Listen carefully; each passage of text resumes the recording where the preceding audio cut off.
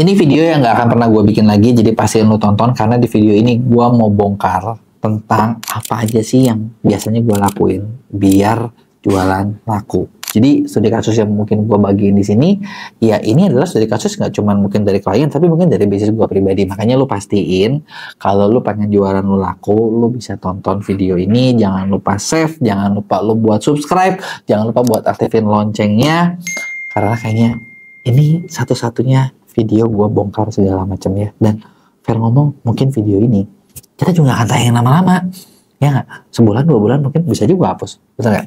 Oke, jadi yuk kita mulai. Sekarang gini, banyak orang sering ngerasa kalau mereka tuh ketika jualan sering stuck, bener nggak sih? Atau gini, lu udah bikin produk, udah bikin brand, udah capek-capek, gitu-gitu aja, gitu kan? Banyak yang bilang lu harus ngiklan gede, banyak yang bilang lu harus keluar duit gede. Tapi udah keluar duit, ya baliknya kagak, keluar duitnya hilang. Jadi kan sebal, bener nggak? Terus kenapa sih ada orang-orang yang kayaknya ketika bikin sesuatu jalan, ketika bikin sesuatu sukses gitu kan? Nah, gue mau ceritain nih beberapa kalau yang gue alamin aja deh gitu. Yang gue alamin, gue nggak bakal cerita karena gue juga nggak tahu ya. Oke, yang pertama, yang bikin salah satu kesalahan paling banyak yang gue lihat dari banyak klien gue juga, dari banyak orang juga gitu ketika jualan. Oh ya, ngomong-ngomong, kita tuh di MEA tuh udah punya berapa ya? Kayaknya kita udah megang lebih dari 2000 brand deh. 2000 lebih sampai 3000 brand. Jadi kayak data di kita tuh udah cukup banyak banget gitu kan. Yang gagal ada nggak? Ada. Yang sukses banyak. Yang gagal juga ada. Gue fair, gue nggak bilang semuanya 100% berhasil. Enggak gitu ya. Tapi gue tahu kenapa ini gagal, kenapa ini enggak gitu. Makin lama kita jadi makin ngerti dan kita udah kayak, oh oke, ini kayaknya umurnya bakal sampai sini deh gitu. Saking udah seringnya gitu. Jadi intuisinya udah ketat, udah kuat kali ya. Ya ngomong-ngomong, ketika mereka ini gagal, kita tuh sering bilang sama mereka, kita bukan nggak bilang loh, gitu. Kita bilang dari awal, bahkan ini kayaknya belum tentu jalan loh Pak, ini kayaknya nggak akan jalan loh Bu, ini bagusnya kayak gini loh. Tapi lo tahu kan, banyak seller atau banyak brand owner ketika udah bikin mereka yakin 100%, ya memang mereka juga harus yakin sih ya. Kalau mereka nggak yakin ya susah gitu. Tapi ya biasanya kita ngomong nggak tahu buktian gitu. Jadi ya ini gue spillnya lah ya. Jadi apa yang bikin gagal? Sebenarnya masalah utama cuma satu. Masalah utama adalah produknya kagak market fit. Market fit itu maksudnya apa? Sekarang gini deh, lu bayangin kalau lu mau jualan, kan harus ada pembeli. Pembeli itu memang pasar di Indonesia udah segmented banget gitu loh, udah banyak banget pasarnya. Tapi setiap pasar ini punya keinginan, setiap pasar ini punya kebutuhan, punya yang mereka mau. Ketika produk lu nggak sesuai sama mereka, ya udah pasti produk lu nggak bakalan dipilih. Masuk akal nggak? Masuk akal dong, ya nggak? Lu nggak sesuai ya nggak dibeli, nggak dipilih, wajar gitu kan. Nah, terus kenapa bisa nggak market fit? Sebenarnya banyak kasus. Contoh ya, pernah ada satu orang waktu itu konsultasi sama gua. Dia tuh lagi mau bikin produk. Ini kejadian di 2022. Jadi kayak udah 2-3 tahun ke belakang. Gua nggak tahu sih maksudnya hasilnya gimana, tapi kalau gua lihat dari perkembangan nama brandnya segala macam, ini gua yakin ya sesuai dugaan gua. Gue bilang sama orangnya gitu, dia tuh mau bikin produknya itu skincare, dan dia menargetkan satu pasar yang menurut gue sangat sulit, karena yang ditargetkan adalah ibu busui, ibu hamil, bumil, dan busui. Sedangkan kayaknya udah banyak kepercayaan ibu hamil sama ibu menyusui mah nggak usah pakai skincare. Dokter bilang kagak, kalaupun lagi kumek atau kucal juga, keluarganya juga nggak apa-apa, itu adalah kecantikan wanita hamil, dan dia bikin produk menargetkan ke situ. Gue bilang, Pak ini kayaknya agak impossible loh, agak sulit loh. Dia bilang, enggak, gue yakin ini bisa, pasarnya bisa gitu. Terus ngeyakinin orang gimana? Kan banyak dokter bilang gini, gue bayar dokter-dokter lain.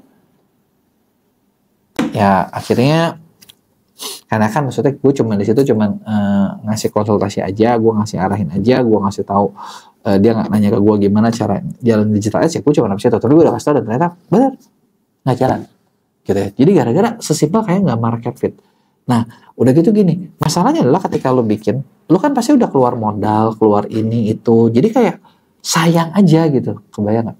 Jadi kunci pertama adalah kalau mau bikin produk, pastiin riset kalian kuat. Gue pribadi nih ketika gue misalnya mau bikin produk ya, contoh ini adalah 2 produk terakhir yang gue launch sebenarnya.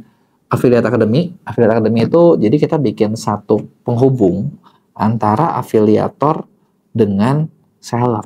Kita nge-training afiliator, kita ngajarin afiliator gimana caranya biar mereka tuh bisa growing. Gitu. Kenapa gue ambil pasar ini? Gitu ya, pertanyaan itu. Kenapa gue berani ke situ gitu ya? Karena gini, pertama, gue ngeliat dulu nih, kayak contoh, pasarnya gede apa enggak? Ini bisa gue lakuin ya, pasarnya gede atau enggak, afiliator banyak apa enggak? Dan kayak lo bisa lihat afiliator sekarang tuh kayak banyak banget. Gitu kan. Terus gue ngeliat masa depan. Oh, gimana cara gue lihat masa depan? Simple. Kalian tau gak sih Indonesia itu bisa dibilang kita tuh negara kita tuh ya suka nggak suka kita ketinggalan sama negara lain. Ketinggalannya bisa 5-10 tahun. Ya, bahkan mungkin lebih ya 20-40 tahun juga bisa dibilang. Ya tergantung di bidang apa dulu. Untuk digital mungkin kita 5-10 tahun lah. Nggak jauh-jauh amat. Tapi kalau teknologi lain kita banyak yang ketinggalan banget. Nah, yang gue lihat adalah belum lama gue diundang ke China sama TikTok. Jadi gue sambil ngelihat pasar tentang kreator di sana, industri kreator di sana, gue tahu kita ketinggalan jauh banget sama China. Ya, karena ketinggalan simple. Gue lihat di sana udah sebesar apa. Oke, karena gue tahu di sana udah sebesar apa, ya gue tinggal lihat di Indonesia segimana. Oke, kita ketinggalannya mungkin sekitar 10 tahun. Artinya apa yang bakal kejadian di China, bakal kejadian di Indonesia. Tinggal gue bisa nggak ngejar memanfaatkan knowledge yang gue punya supaya gue bisa ngambil pasar itu. Kebayang nggak? Itu yang gue lihat. Jadi gue lihat dulu pasarnya ada atau enggak, masa depannya seperti apa, ini bagus atau enggak, gitu ya. Ya, itulah salah satu metode riset gue. Terus dari itu gue riset lagi nih, kayak afiliatornya pengennya apa sih, gitu, kebutuhannya apa. Nah dari sini gue baru bisa ngerancang atau gue baru bisa bikin produk yang kira-kira sesuai kebutuhan mereka. Ya kan? Karena gue udah tahu masalahnya, gue udah tahu masa depannya, gue udah tahu pasarnya. Artinya dari 3 ini udah lumayan. Keempat, nanti kita lihat gimana cara kita menyelesaikan masalah mereka itu adalah hal yang beda lagi gitu loh. Jadi ada beberapa hal yang harus diriset gitu ya. Nah itu PR-nya. Nah ketika gue lihat PR ini, nah dari afiliator ini gue lihat, oh oke, ternyata masalahnya adalah A, masalahnya adalah B, masalahnya adalah C, masalahnya adalah D, masalahnya adalah E, adalah F, ada G dan lain sebagainya. Nah bisa nggak gue fulfill? Gue mulai listing apa yang bisa gue kasih, gitu kan? Apa yang bisa gue kasih? Nah itu adalah cara awal membuat produknya. Ketika udah dibikin, cara buat produk, gitu ya. Nah, gue nggak berhenti sampai di situ. Untuk affiliate academy ini, gue tahu kalau misalnya gue sendirian, gue berat. Di situ gue cari partner. Nah, akhirnya gue cari partner. Gue punya kriteria sendiri buat milih partner. Mungkin kayak orangnya bisa dipercaya atau enggak, bisa kerja sama atau enggak. Dia bisa ngasih value lebih nggak yang gue nggak punya. Gue bisa ngasih value lebih nggak yang dia nggak punya, gitu, dan lain sebagainya. Nah, akhirnya gue milih lah partner gue 3 orang ini. Gitu ya, dan 3 orang ini setelah misalnya kita bikin, kita godok cukup lama, akhirnya kita launching. Dan ketika kita launching, buat gue cukup sukses. Karena dalam waktu singkat, kita punya pasar yang cukup lumayan. Gitu. Bahkan kita bisa bikin event yang cukup besar. Gitu ya. Nah, itu adalah cikal bakal ya. Gitu ya. Nah, setelah itu, apalagi yang bakal gue lakuin ya? Mungkin gue bakal selalu melihat masalah apa yang ada, apalagi yang bisa gue bikin, tambahin produk-produk baru. Dan kuncinya adalah ketika misalnya dari tadi awal gue ngeriset adalah, gue cuman fokus di 1 atau 2 pasar yang spesifik. Semakin spesifik pasar tersebut, gue bakal semakin tertarik dan bisa nggak kita jadi juara di situ. Kalau gue nggak bisa jadi juara di situ, mungkin gue nggak akan ambil. Gitu. Nah, biasanya banyak orang kebalik justru pengen mencoba pasar yang sebesar mungkin. Makin pasar tersebut semakin gini. Sorry nih, gue bukan ngomong besar tapi spesifik atau semakin luas, beda nih ya. Pasar afiliator spesifik, jumlahnya banyak, gitu ya. Nah, ada lagi gini.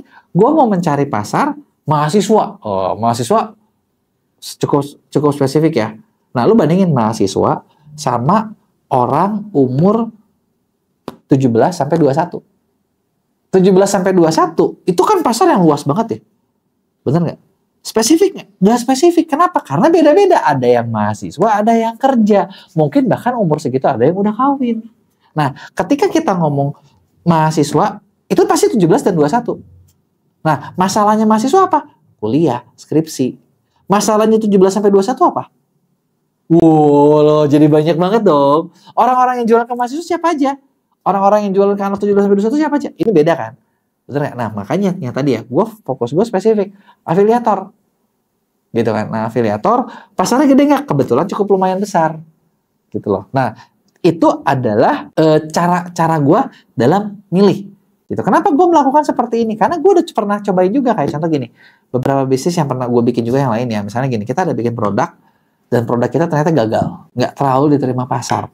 Kenapa? Karena ternyata begitu gue pilih, oh market gue terlalu luas. Ketika market gue terlalu luas, gue susah bikin jualan yang bener-bener tepat. Karena bahasanya udah beda. Contoh gini, lu bayangin, kalau gue ngomong sama afiliator, gue tahu masalah lu apa. Tapi kalau gue ngomong sama misalnya tadi ya, gue ngomong sama mahasiswa, mungkin gue tahu masalah lu apa. Udah kuliah nggak lulus-lulus ya?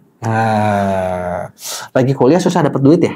Kurang uang jajan ya? Nah tapi gini, kalau gue ngomong sama 1721, masalah mereka ada yang punya anak, ada yang ini, ada yang itu, ada yang ini. Dan itu adalah beda banget. Dan itu adalah sesuatu yang benar-benar gue nggak bisa bahas deh gitu. Itu terlalu luas, susah buat gue ngomong. Dan akhirnya yang bisa dilakukan adalah kalau kayak gitu, strateginya adalah benar-benar memperbuat target baru, dipersempit yang kita memang bisa dapetin satu pasar. Karena gini, logikanya lebih enak lu menang jadi juara di satu kolam kecil daripada lu jadi apa ya, jadi pecundang di kolam besar gitu ya. Lu nggak bisa ngapa-ngapain ya, lu nggak dapet apa-apa juga. Itu adalah basic ya. Jadi tadi gue cerita harus punya market yang jelas, targetingnya seperti apa, dilihat seperti apa. Nah nanti kalau udah, lanjut ke komunikasinya dong. Gimana cara kita PDKT sama mereka? Nah ini beda. PDKT baru bisa dilakuin kalau pasarnya tahu spesifik. Pasarnya kagak spesifik, gimana lu mau PDKT? Ngomongnya aja bingung, beda-beda, cara gaya bahasanya beda, ininya beda, kagak bakalan masuk. Nah, buat PDKT, lu harus ngerti mau pakai platform apa. Kebayang nggak? Contoh ya, ini dari cerita gue di Affiliate Academy aja ya. Affiliate Academy itu karena kita tuh afiliator, bisa Shopee, bisa TikTok. Nah, platform terkuat kita di TikTok. Tapi di TikTok yang kita dapetin adalah afiliator TikTok. Kok bisa? Afiliator Shopee kita sedikit nih. Kenapa? Karena ternyata afiliator Shopee dikit. Ya, jadi afiliator TikTok juga. Nah, bingung kan lu? Jadi kalau berapa afiliator Shopee di mana? Ya pasar yang beda. Gitu, mungkin di Facebook Pro gitu loh. Jadi itu adalah sesuatu yang beda lagi. Nah, terus kalau misalnya lu udah bisa milih nih platform mana yang lu pilih, lanjutannya apa? Jualannya mau kayak gimana? Jualannya kayak gimana nih? Karena jualan itu kan ngomongin cara strategi jualan pasti nyambung sama model bisnis juga. Model bisnisnya apa? Jual beli, sewa, apa lo mau bikin langganan? Kalau jual beli kita mau pakai e-commerce yang mana? Kalau mau pakai e-commerce lo mau kayak gimana? Kalau lo mau lebih besar, apakah lo butuh brand ambassador? Apakah lo butuh apa? Produk kalian ini, misalnya ini produk yang dicari atau produk yang kagak dicari, atau misalnya ini kita harus mainnya lewat pencarian, lewat Google Search atau lewat Shopee Ads gitu. Cari trafficnya dari mana? Nah ini adalah langkah berikutnya dari beberapa hal tadi. Jadi sebenarnya jualan online kalau dipikir ya itu kan simpel banget. Kalau gua mau rangkum dalam satu kesimpulan yang paling pendek, ibarat gini, lu mau mancing, lu tentuin mau ikan apa. Oke, gue mau ikan lele, gue mau ikan kakap, gue mau ikan kerapu. Nah, lu harus tahu ikan kerapu ini sukanya apa.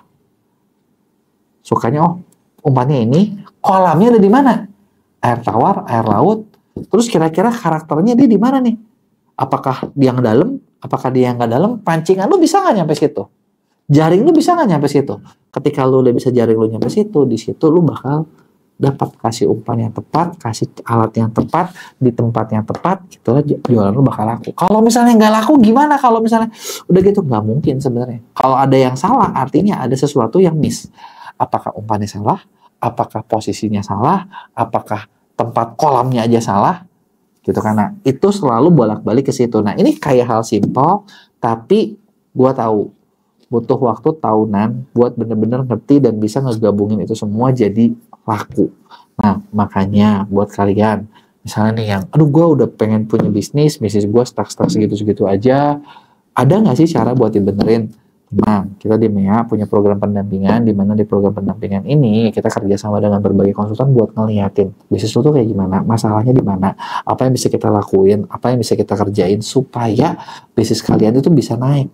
Levelnya bisa lebih bertumbuh, harus ngapainnya kalian tahu, gitu, kalian bisa ngerti cara jalannya, dan itu semua tim lu yang ngerjain. Jadi kita benar-benar bakal jadi mentornya. Nah, tapi kalau misalnya gini, aduh, gue sih nggak punya tim, bisa nggak dikerjain aja? Nah, di Meju kita punya berbagai service, mulai dari kayak jasa buat ngelola toko kalian punya produk, terus lu nggak bisa ke-launching dengan bener, lu takut nggak laku, tenang, kita punya jasa launching produk. Dimana dengan kayak gitu produk kalian bakal dikenal lebih banyak orang dalam waktu cepat. Tinggal ya kita lihat produk kalian laku apa enggak. Lu punya produk, lu pengen produk lu tuh dibahas di mana-mana, kita punya namanya jasa trending video.